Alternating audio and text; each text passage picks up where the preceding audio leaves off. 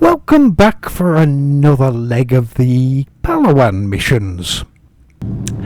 And today we've actually got two special missions to undertake. Although we'll take off first from here at Kararay and I'll tell you all about it once we're up. Having a beaver day again today. A bit much, go back, line yourself up. Now that they've repaired it again, needing quite a bit of opposite rudder. We're off the runway, but it wasn't by much, so that is okay. Yeah, we're going now. We are flying. Yeah, good. Yeah, so the first of the two things we have to do today is that there is the main listening post called Mayanan Lookout.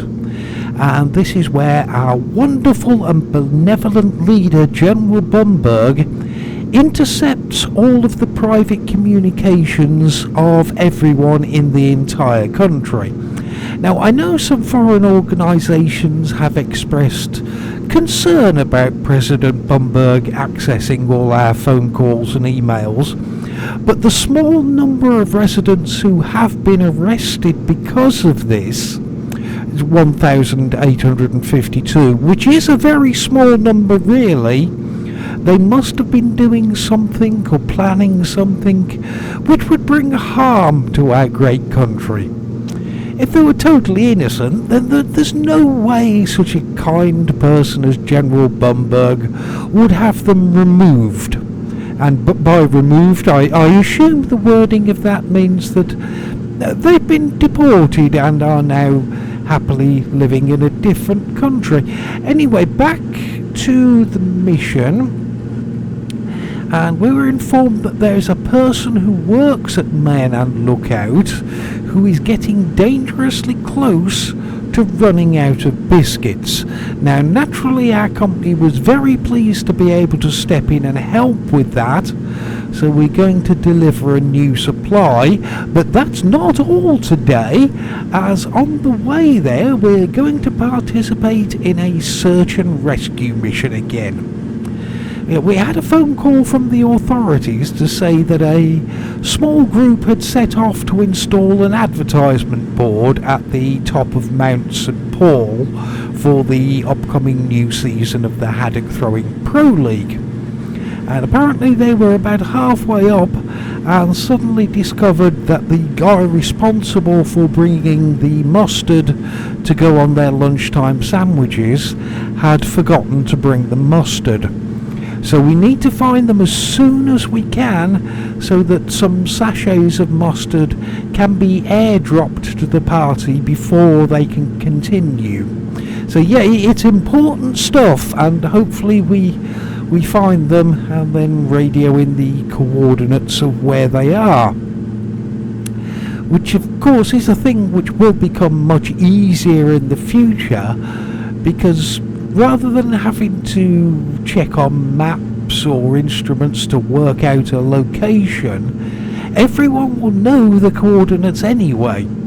And this will be when General Bumberg gets all of the infrastructure in place to carry out her plan of having the entire population of Palawan microchipped, so the authorities always know exactly where we all are. Now, I did hear that the plan is to use compressed air to blow the chip up your nostril directly into your brain, but unfortunately the first test of this system, it blew the patient's head clean off.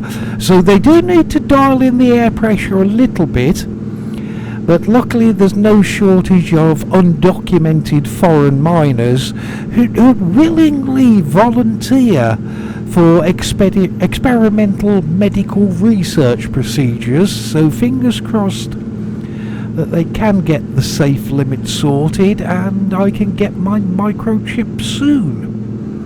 And it would be great too, because with an app on your phone you will be able to see exactly where you are yourself.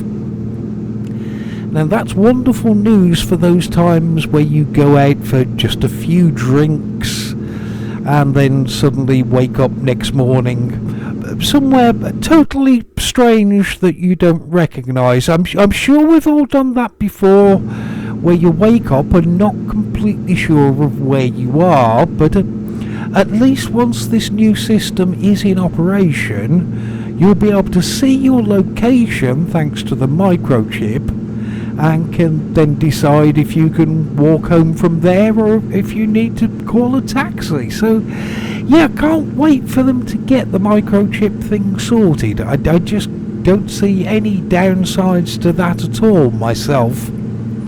It's just another wonderful way that General Bumberg takes care of us little people of Palawan. Anyway, on with the flight, even though there is a bit of a distraction now. I put a garlic baguette into the oven just before starting this flight, as I was thinking we should be down and landed a few minutes before it's ready, so the timing will be perfect.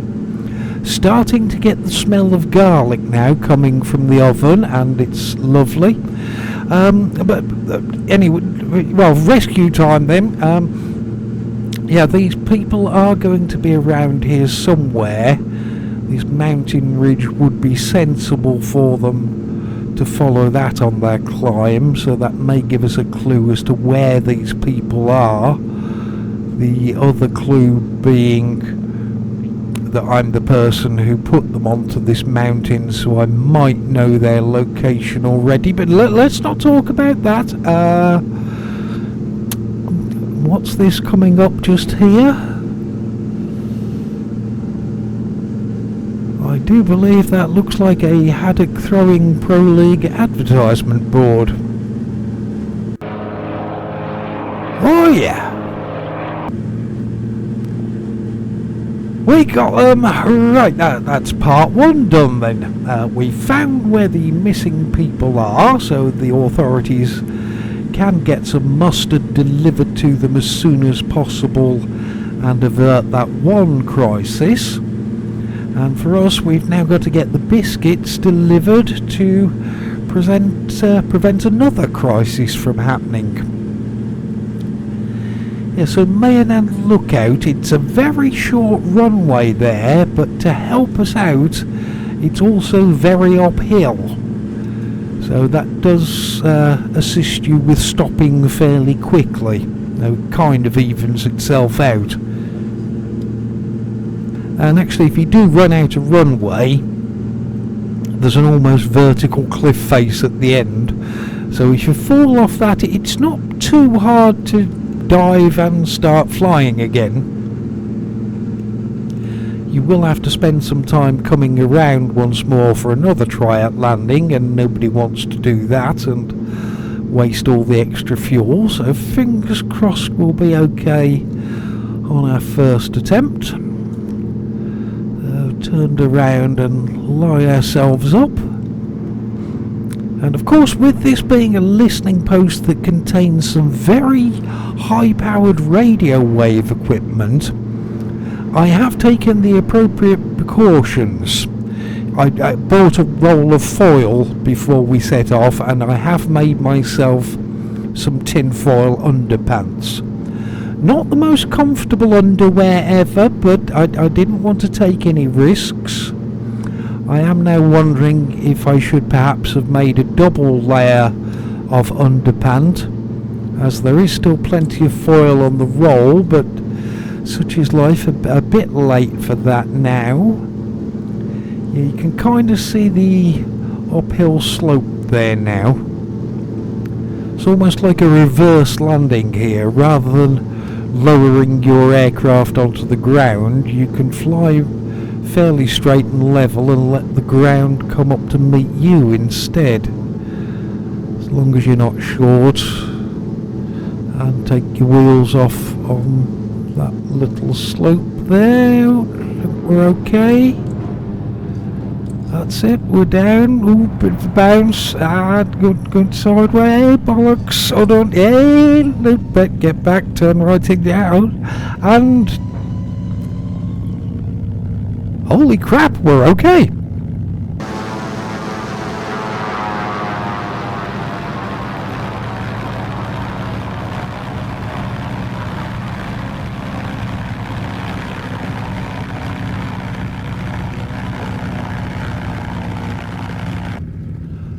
Paused to do the replay, and I've just had my garlic baguette, by the way, while we were paused. Very nice.